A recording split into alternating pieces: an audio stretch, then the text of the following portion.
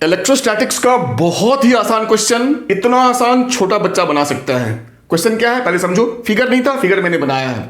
कहता है दो आपके स्फीयर्स हैं कंडक्टिंग, ए और बी बिल्कुल सिमिलर है और दोनों पे चार्ज क्यू और क्यू बिल्कुल सेम चार्ज है और दोनों के सेंटर्स के बीच का जो सेपरेशन है वो एक्स है।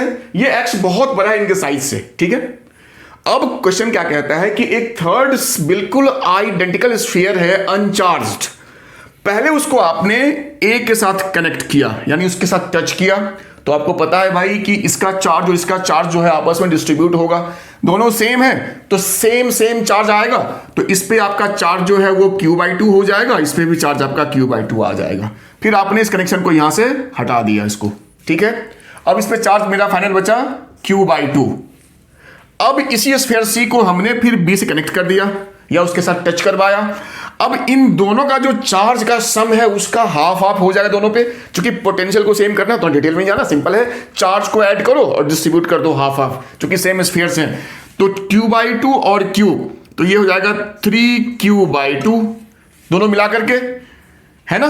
तो अब दोनों पे हाफ हाफ कितना हो जाएगा 3Q/4 और इस पे भी आपका हो जाएगा 3Q/4, इस पे भी हाफ 3Q/4 इस पे आ जाएगा फाइनली।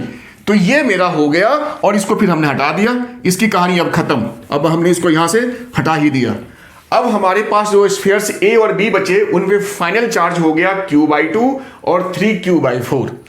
तो इसमें अब पूछा क्या कहा, पहले इनिशियली जो फोर्स था दोनों के बीच में वो F था। तो फोर्स क्या था K, Q1, इसका भी पहले Q ही था, तो Q2 तो Q²/x²। ये हमारा इनिशियल फोर्स था F, जब दोनों पे चार्ज Q था।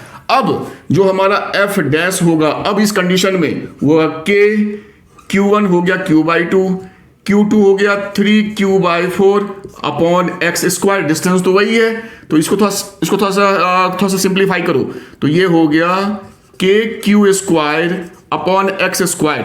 इसको तो लिख KQ/x², इसको लिख लिया। ऊपर बचा मेरा 3 और नीचे बचा मेरा 8, 3/8। तो देखो ये मेरा हो गया KQ²/x², ये तो मेरा F है, तो 3F/8, यही आपका आंसर आ गया।